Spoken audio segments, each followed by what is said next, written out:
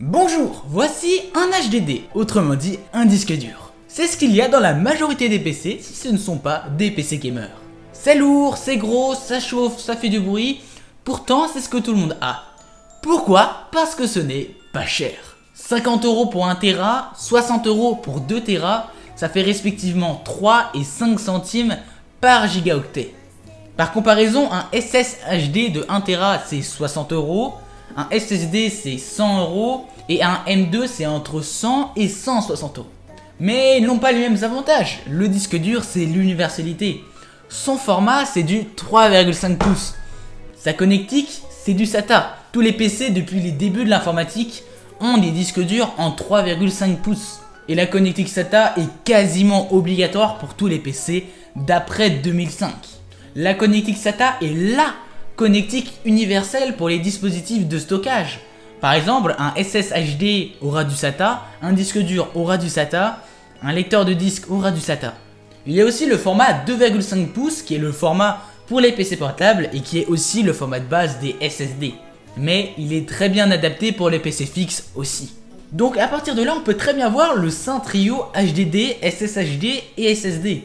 D'un côté, on a un système de stockage qui ne coûte pas cher mais qui a des petits défauts.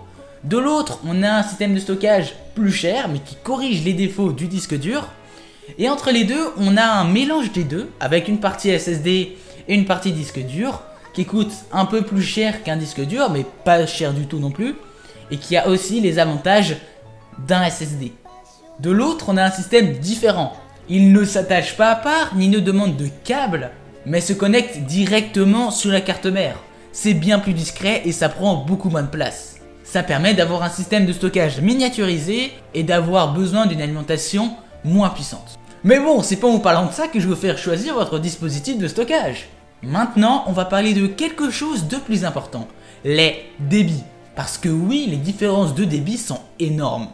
Quand un disque dur neuf, j'insiste bien sur le neuf car un disque dur perdra de la performance au fur et à mesure du temps.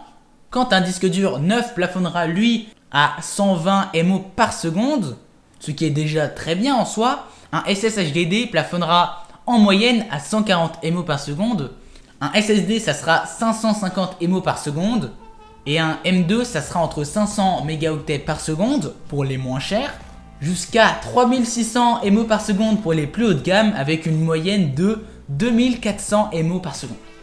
Bon, malgré les débits faramineux que je vous montre ici, en pratique le système ne les utilisera quasiment jamais. Par exemple, si on prend un M2 avec un débit de 2400 MO par seconde et un disque dur avec un débit de 120 MO par seconde, il y a 2280 MO par seconde de débit de différence, c'est-à-dire qu'il faut 20 fois le débit du disque dur pour avoir le débit du M2, mais pourtant le système ne chargera pas 20 fois plus vite.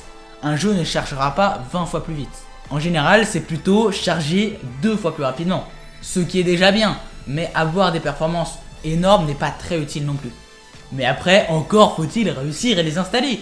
Pour un disque dur, c'est pas compliqué. Il faut prendre le disque dur, le mettre dans la baie disque dur, on met 4 vis, histoire qu'il soit bien attaché, on connecte le câble d'alimentation et le câble SATA, c'est bon, le disque dur est connecté. En plus, c'est dur de se tromper, il n'existe que 3 types de disques durs différents.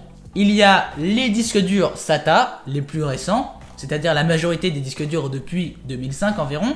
Il y a les disques durs IDE, donc c'est les vieux disques durs, mais on n'en produit plus depuis des années, donc vous n'allez jamais en retrouver neuf. Puis il y a les disques durs en 2,5 pouces. Depuis quelques temps, les disques durs en 2,5 pouces sont compatibles dans les PC. Il y a des endroits spécifiques pour les 2,5 pouces. Donc avoir un disque dur en 2,5 pouces n'est absolument pas un problème. Avoir un disque dur SATA en 3,5 pouces est aussi pas un problème. Le seul disque dur qui n'est pas compatible, c'est le disque dur IDE, donc l'ancien, mais vous avez peu de chances d'en trouver. Les SSD ont un format de 2,5 pouces, qui est donc, comme je l'ai déjà dit, compatible avec la majorité des PC récents. Les SSHD ont un format 2,5 pouces pour les FireCuda, on peut aussi en trouver en 3,5 pouces. Dans tous les cas, c'est compatible. Donc là, on peut se rendre compte que le trio HDD, SSHD et SSD est excellent puisque de toute façon, il rentrera quasiment obligatoirement dans un PC, même si c'est avec des adaptateurs. Parce que oui, on peut brancher un disque dur IDE dans un PC récent. Par contre, pour les M2, c'est pas la même histoire. Il y a 3 sockets différents et entre 3 et 5 tailles différentes par socket. C'est-à-dire qu'il y a 13 M2 différents possibles.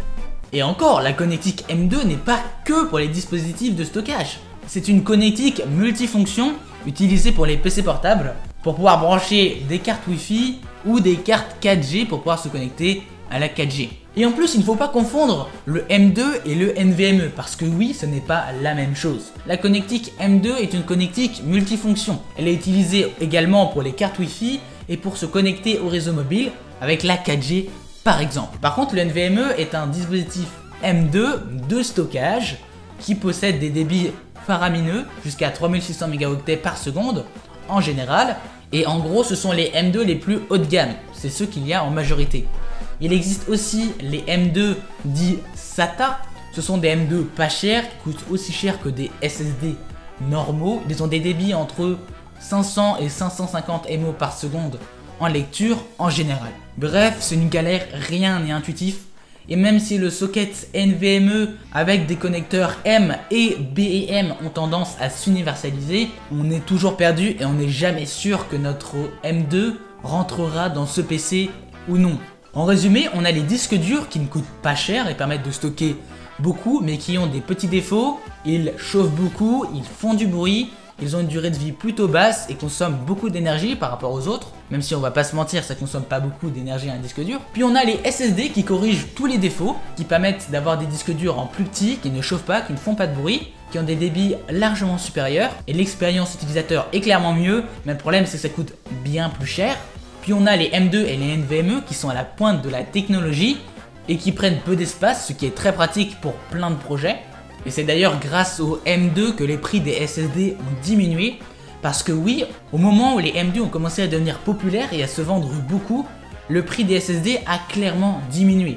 Si vous voulez vous rendre compte de quel était le prix des SSD avant, un M2 NVMe d'aujourd'hui coûtait aussi cher qu'un SSD d'hier. C'est-à-dire à peu près 100 € pour 500 Go et 50 € pour 120 voire même 240 Go.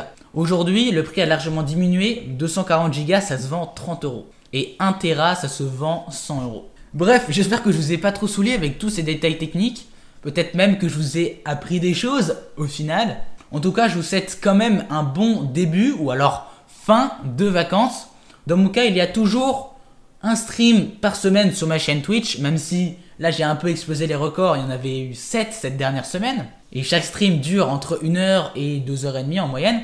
Bref, vous pouvez me rejoindre sur Twitch, ça fait hyper plaisir. Rejoignez aussi mon serveur Discord, lien dans la description. C'est toujours utile pour pouvoir discuter ou si vous avez des questions à me poser. En tout cas, moi je vous dis à la semaine prochaine. Salut à tous, c'était Screené. Ciao.